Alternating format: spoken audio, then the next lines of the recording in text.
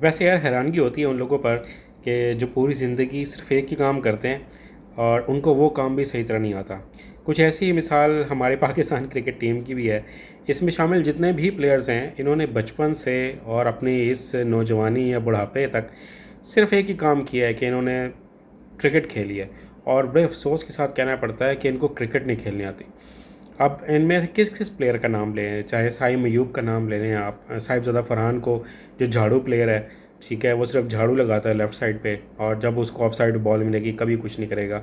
इसी तरह फ़खर जमान, भाई अब तो आप बूढ़े हो गए, अब आपके टांगों में भी जान नहीं रही, तो आप कब परफॉर्म करेंगे आखिर? आपकी ज़रा T20 के आप स्पेशलिस्ट कहलाते हैं, T20 में क्या एवरेज है 21 की, ठीक है, ODI में आपका क्या हाल है, टेस्ट क्रिकेट तो आपने खेली कोई नहीं इतनी खास। तो ये जो प्लेयर्स हैं सारी सारी ज़िंदगी इन्होंने लगा दी हैं क्रिकेट खेलने में, लेकिन इनको वही काम नहीं आता। तो ये जो डूब के मरने का मकाम है आप लोगों के लिए।